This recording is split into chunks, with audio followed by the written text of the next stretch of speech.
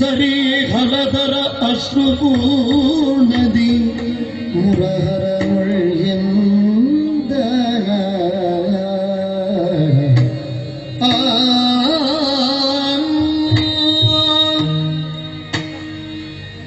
ಯಾದವಿ ಕಲಹ ಒಂದು ಹಂತದಲ್ಲಿ ಒಬ್ಬರನ್ನೊಬ್ಬರು ಕಾಡಿದು ಚೆಲ್ಲಿ ಮುಕ್ತಾಯ ಆಯ್ತು ಅಂದಾಗ ಇವನ ನೆನಪಾದ ದಿವ ಇಲ್ಲಿದ್ದಾನೆ ಅಂತ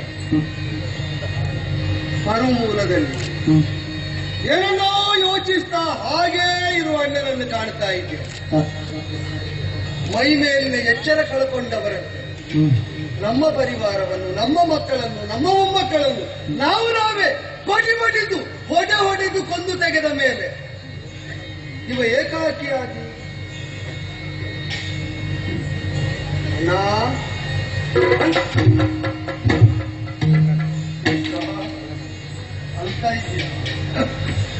ಅಳದ್ರೆ ಮತ್ತಿನ್ನೇನು ಮಾಡ್ಲೋ ನಾನು? ಹೇಳು ಹೇಳು ಹೇಳು. ಎಲ್ಲ ನಮ್ಮ ಕೈಯಾರೆ ಆದ ಮೇಲೆ ಮತ್ತೆ ಯಾಕಪ್ಪ ದುಃಖಿಸುವುದು? ಏನು ಅಂತ ಹೇಳಿ ಕೃಷ್ಣ, ಏದರ ದೃಶ್ಯವ ಕಾಣುವಂತಾಯ್ತು ತಮ್ಮ.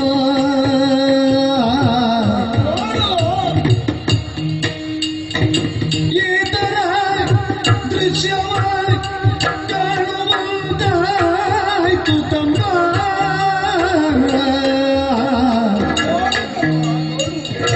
ಜಾತರ ಕೃತ್ಯದಿ ಮೊಗ ವ್ಯಕ್ತದಾಯ್ತೆಮ್ಮ ತಮ್ಮ.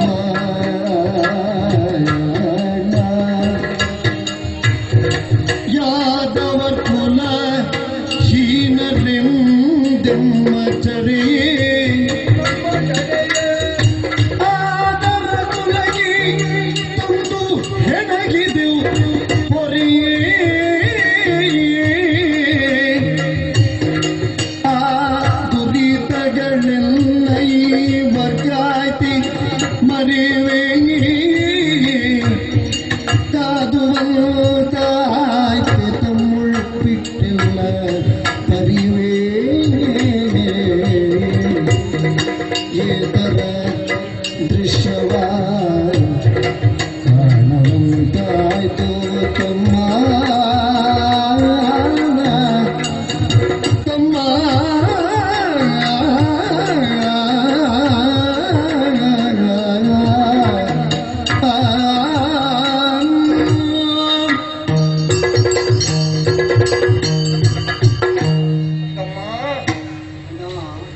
ಎಲ್ಲವನ್ನು ಕಣ್ಣಾರೆ ಕಂಡ ಮೇಲೂ ನನ್ನ ಬಾಯಿಂದಲೇ ಕೇಳಬೇಕು ಎನ್ನುವಂತಹ ಹಠವೇನೋ ನಿನಗೆ?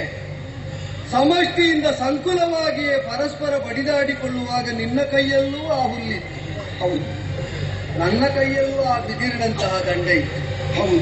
ನಾವೇ ಹೊಡೆದಾಡಿದ ಮೇಲೆ ಇಲ್ಲಿಗೆ ಏಕಾಕಿಯಾಗಿ ನೀ ದುಃಖಿಸುವುದು. ನಾನು ಅಳುವುದು ಅದಕ್ಕಲ್ಲ ತಮ್ಮ. ಮತ್ತೆ ಒಂದು ಹೊತ್ತಿಗೆ ಯಯಾತಿ ಮಹಾರಾಜರ ಶಾಪದಿಂದಲಾಗಿ ಯದು ವಂಶಕ್ಕೆ ರಾಜತ್ವ ಇಲ್ಲ ಎನ್ನುವ ಹಾಗೆ ಶಾಪವೇ ಅಂಟಿಕೊಂಡಿತ್ತು. ಕುಲ ವಿಹೀನರು ಎನ್ನುವಂತಹ ಅಪಕೀರ್ತಿಗೆ ಭಾಜನರಾಗಿದ್ದೆವು. ಅಂತಹ ಯದು ಅಂಗಳ ಎಲ್ಲೆಲ್ಲೋ ಹರಿದು ಹಂಚಿ ಹೋಗಿತ್ತು. ಅವರನ್ನೆಲ್ಲ ಸಂಘಟಿಸಿ ಮತ್ತೆ ಪ್ರಪಂಚದಲ್ಲಿ ಅವರಿಗೊಂದು ಅಸ್ತಿತ್ವವನ್ನು ಕಲ್ಪಿಸಬೇಕು ಎನ್ನುವ ಉದ್ದೇಶದಿಂದ ನಾವಿಬ್ಬರು ಹೆಣಗಾಡಿದ್ದೆಷ್ಟೋ. ಮದಿರೆಯ ಮತ್ತಿನಲ್ಲಿದ್ದಂತಹ ಮಾನಿನಿಯರಿಗೆ ಮಾನದ ಪರಿವೆಯನ್ನು ನೀನು ತೋರಿಸಿದ್ದು ಯಾಕೆ ಹೇಳು? ನಮ್ಮ ಹೆಮ್ಮಕ್ಕಳಿಗೂ ಸಂಸ್ಕಾರ ಅಂತ ಹೇಳಿದ್ರೆ ಏನು, ಸನಾತನತೆ ಅಂತ ಹೇಳಿದ್ರೆ ಏನು ಎನ್ನುವುದು ಗೊತ್ತಾಗಬೇಕು ಎನ್ನುವ ಕಾರಣದಿಂದ.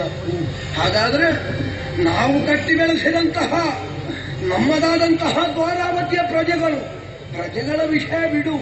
ನಮ್ಮ ಮಕ್ಕಳೋ ಮೊಮ್ಮಕ್ಕಳೋ ನಮ್ಮ ಕನ್ಯೆಯರಿಗೆ ತಮ್ಮ ಹಸುವನ್ನು ನೀಗಿ ಮಾರಣ ಹೋಮವೇ ಕ್ಷೇತ್ರದಲ್ಲಿ ನಡೆದ ಮೇಲೆ ಕಣ್ಣೀರಲ್ಲದೆ ಬೇರೆ ಏನು ಬರುವುದಕ್ಕೆ ಸಾಧ್ಯ ಉಂಟೋ?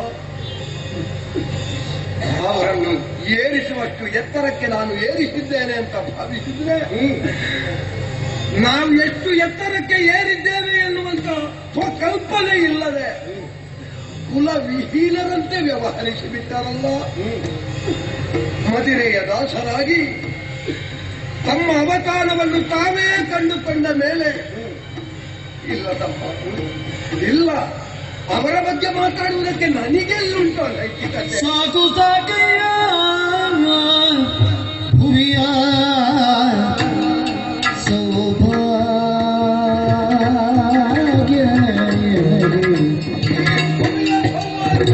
ಸಾಕು ಸಾಕಿಯ ಭುವಿಯ ಸೌಭಾಗ್ಯ ನನಗೆ ನೀಗುವಿ ಮಣ್ಣಿನೊಡಲ ಅದುವೇ ಸುಖವಿನಗೆ ವ್ಯಾಕುಲ ಎಂಬುದೇ ನೀಚ ಸಂಸರ್ಗದಿಂದೆ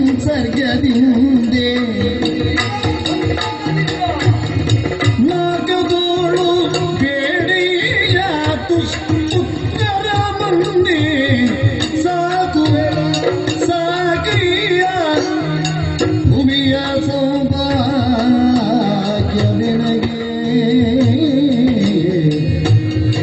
ಏತರ ದೃಶ್ಯವ ಕಾಣುವಂತಾತು ತಮ್ಮ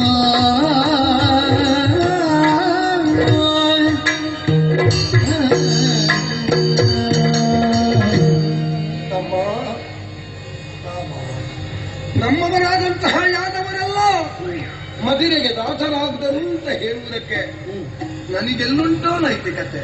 ಅಂದ್ರೆ ಒಂದು ಹೊತ್ತಿಗೆ ಯದುಕುಲ ಸಾರ್ವಭೌಮಕನಾಗಿ ಮೆರೆಯುತ್ತಿರುವ ವೇಳೆಯಲ್ಲಿ ನಾನು ಮಾಡಿದ್ದು ಅದನ್ನೇ ಅಲ್ವೇನೋ.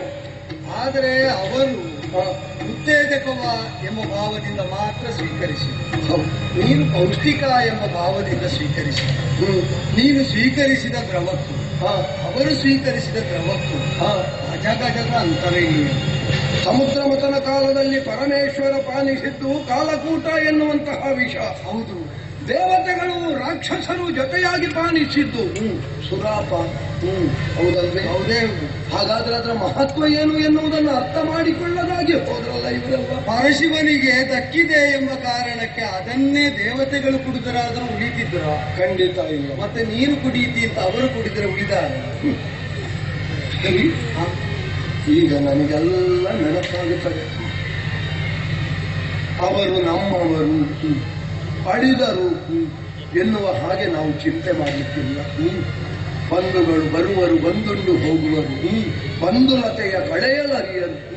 ಹಾಗಾದ್ರೆ ಪುನರಪಿ ಜನನಂ ಪುನರಪಿ ಮರಣಂ ಪುನರಪಿ ಜನನೇ ಜಠರೇ ಶಯನಂ. ಲೌಕಿಕರ ಪಾಡ, ನಾವು ಲೌಕಿಕರಲ್ಲವಲ್ಲ. ನಾವೇನು ಎನ್ನುವಂತಹ ಸ್ವರೂಪ ಜ್ಞಾನ ಆದ ಮೇಲೆ ನಾನು ಕೈ ಮುಗಿದು ಬೇಡಿಕೊಳ್ಳುವುದಷ್ಟೇ. ಇಂತಹ ದುಷ್ಟರನ್ನು ನಾವು ಪ್ರಪಂಚದಲ್ಲಿ ಕಾಣಿಸಿಕೊಳ್ಳಬೇಕು ಎನ್ನುವ ಹಾಗೆ ಹೊಡೆತಾಡಿದೆವಲ್ಲ, ಇವರ ಸಂಸರ್ಗದಿಂದ ನಮ್ಮ ಹೆಸರು ಹಾಳಾಯಿತು. ಜೊತೆಯಾಗಿ ನೀನು ಮಾಡಿದಂತಹ ಒಂದೊಂದು ನಿನ್ನ ಲೀಲೆ ಅದೆಲ್ಲವೂ ಈ ಹೊತ್ತಿಗೆ ವ್ಯರ್ಥವಾಗಿ ಹೋಯ್ತಲ್ಲ ಕೃಷ್ಣ. ಅಣ್ಣ, ಈಗ ಆದದ್ದೆಲ್ಲವನ್ನು ನೀನು ನೋಡಿದ್ದೀಯ, ಅನುಭವಿಸಿ. ಇಷ್ಟ ಆದ ಮೇಲೆ ಈಗ ನಾನು ಹೇಳಿದ್ದು ಸ್ವಲ್ಪ ಕರ್ಕಶವಾಗಿ ಕೇಳಿದ್ದು, ಅದು ಸರಿ ಅಂತ ನಿನಗೆ ಮತ್ತೆ ಗೊತ್ತಾಗಿದೆ. ಬೇರೇನೂ ಅಲ್ಲ. ಏನಪ್ಪ ಆದದ್ದೇನೇ ಅಣ್ಣ ಕೇಳಿದ ಕಿಣಿದು ಮರುಕವೇ ಅಣ್ಣ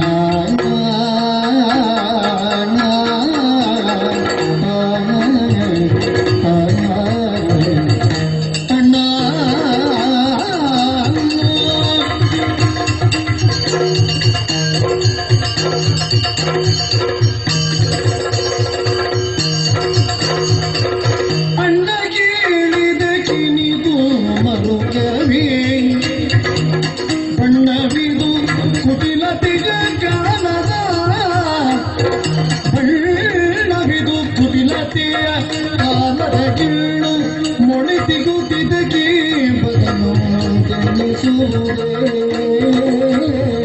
ಅಣ್ಣ ಮರುಕವೇ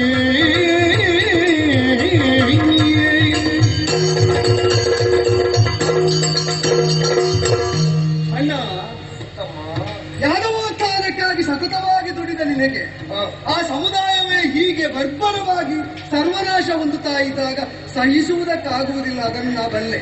ಕೆಟ್ಟ ಗಿಡವನ್ನಾದರೂ ನಟ್ಟ ಕೈಯಿಂದ ಕೀಳಬಾರದು ಅಂತ ಒಂದು ರೂಢಿಯಲ್ಲಿ ಮಾತು ತಪ್ಪ. ಹಾಗೆ ಅಂತ ನಮಗೆ ಗೊತ್ತಿಲ್ಲದೆ ನಾವು ನೆಟ್ಟು ಬೆಳೆಸಿದ್ದೇ ಹೌದಾದರೆ ಅದನ್ನು ಕೀಳದೆ ಇದ್ದರೂ ಅದು ನಮ್ಮನ್ನು ನಾಶ ಮಾಡುವುದು ಸಹಜವೇ ಅಲ್ವೋ? ನಾಳೆ ನಮ್ಮ ಮನೆಯನ್ನೇ ನಾಶ ಮಾಡ್ತದೆ ಅಂತ ಆದ್ರೆ ಅದರ ಸಮೂಲ ನಾಶ ನಾವೇ ಮಾಡುವುದು ಒಳ್ಳೆಯದಲ್ವೇ? ಸಂಬಂಧಿಕರು, ಮಕ್ಕಳು, ಮೊಮ್ಮಕ್ಕಳು, ಪರಿವಾರ ಸರ್ವನಾಶವಾಗಿದೆ ಅಂತ ನೀನು ಯೋಚಿಸ್ತೀವಿ.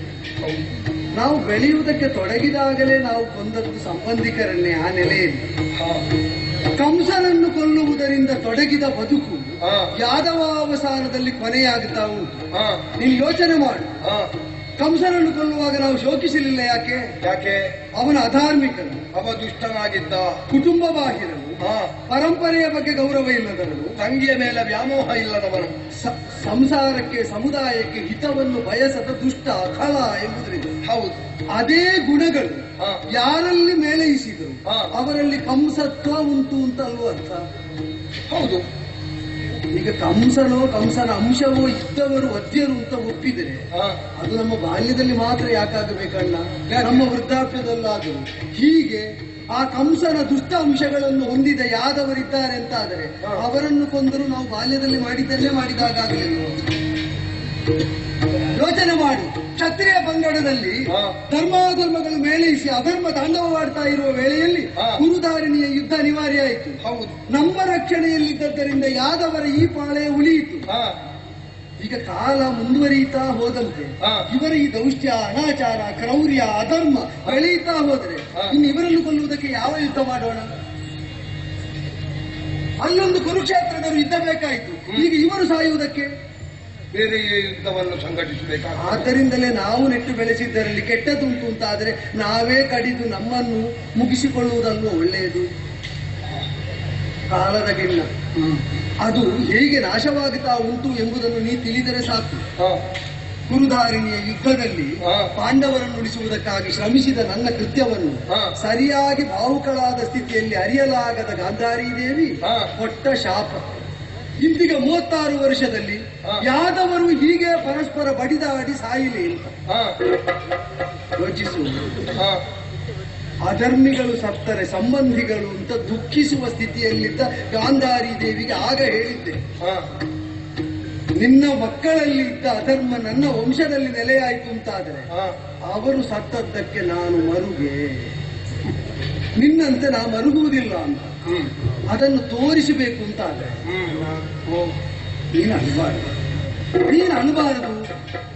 ಕೆಟ್ಟದ್ದು ನಾಶವಾಗಿ ಒಳಿತನ್ನಷ್ಟೇ ಉಳಿಸಿ ನಾವು ಹೊರಟರು ಅದು ಒಳ್ಳೆಯದೇ ಅಲ್ಲ. ಎಲ್ಲ ಈಗ ಅನಾದಿಯಾದದ್ದು ಮಾತ್ರ ಅನಂತವಾಗ್ತದೆ, ಅದು ಇಲ್ಲದಕ್ಕ ಮಾತ್ರ ಅಂತ್ಯವೂ ಇಲ್ಲ. ಒಂದು ತೊಡಗಿದೆ ಅಂತ ಆದ ಮೇಲೆ ಒಂದು ಮುಕ್ತಾಯ ಬೇಕಲ್ಲ. ಖಂಡಿತ ಹಾಗೆ ಮುಗೀತಾ ಉಂಟು ಅಂತ ತಿಳಿದ್ರಾಯ್ತು. ಸರಿ ನುಡಿದೆ ಸೋದರನೇ ಪಥಯುಗವರಿವ ರೀತಿಯ ಚರಿತ ಉದಿಸಲಿ ಸೋದರ ಸರಿ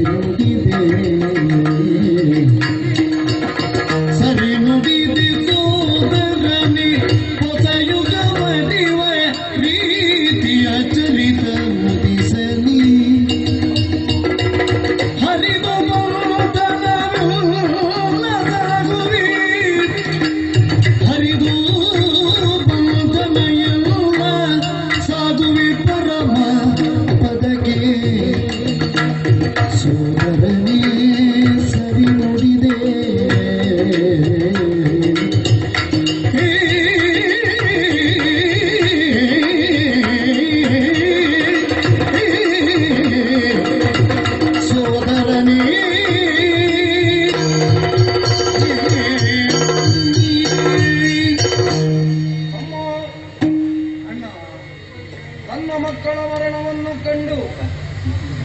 ತನ್ನ ಮಕ್ಕಳು ಮಾತ್ರ ಮಕ್ಕಳು ಎನ್ನುವ ಹಾಗೆ ಭಾವಿಸಿ ಕಣ್ಣಿದ್ದು ಕುರುಡಿಯಾಗಿ ಮನಸ್ಸಿಟ್ಟು ಮೂಕಿಯಾಗಿ ಗಾಂಧಾರಿ ದೇವಿ ಶಾಪವನ್ನು ಕೊಟ್ಟದ್ದು ಹೌದಾಗಿದ್ರೂ ಕೂಡ ನಾವು ಆಲೋಚನೆ ಮಾಡುವಾಗ ಮೂರು ಮೂರ್ತಿಗಳ ಸೃಷ್ಟಿಗೆ ಕಾರಣೀಭೂತಳಾದಂತಹ ಆದಿಮಾಯೆಯ ನೆನಪಾಗಬಾರದು.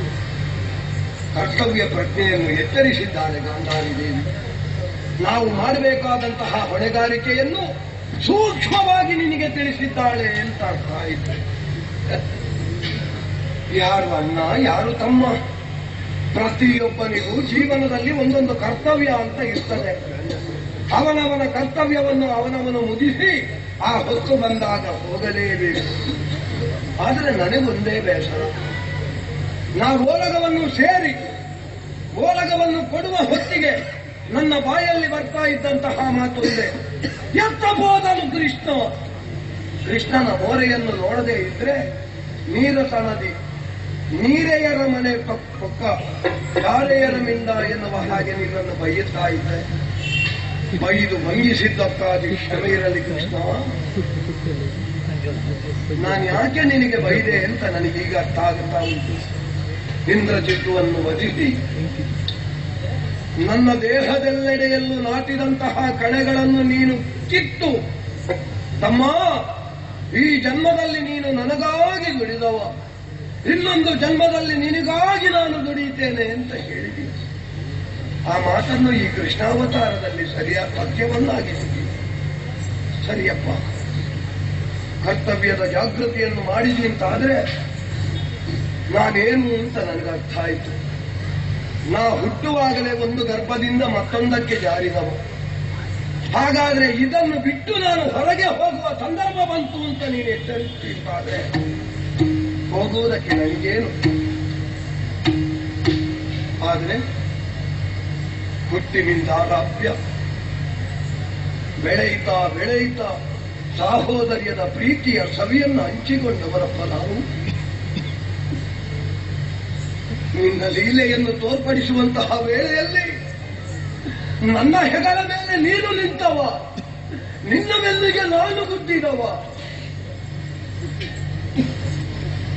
ಸಂಬಂಧದ ವ್ಯಾಮೋಹ ಎನ್ನುವುದು ಈ ಮಣ್ಣಿಗೆ ಬಿಟ್ಟು ಹೋಗುವುದಿಲ್ವಲ್ಲ ಕೃಷ್ಣ. ಈ ಕಡೆಯ ಕಾಲಕ್ಕೂ ನನಗೊಂದು ಆಲಿಂಗವನ್ನು ಕೊಡಲಾರೆ ಕೃಷ್ಣ. ಅನುಜಮೌನದುಳಿರಲು ಹಲದರ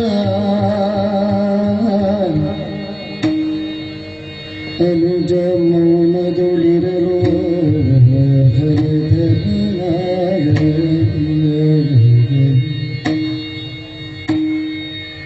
ಅನಘನನು ಕೊನೆಗೊಮ್ಮೆ ತಪ್ಪಿರೇ, ಅನಘನನು ಕೊನೆಗೊಮ್ಮೆ ತಪ್ಪಿರೇ ತಮ್ಮ.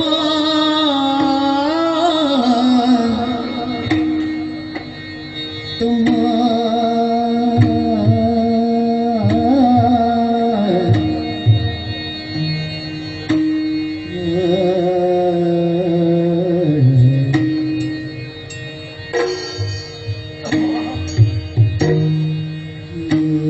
ನಾನು ಹೋಗುತ್ತೇನೋ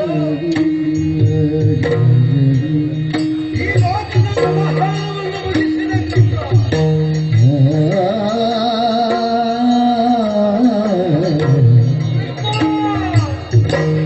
ಆ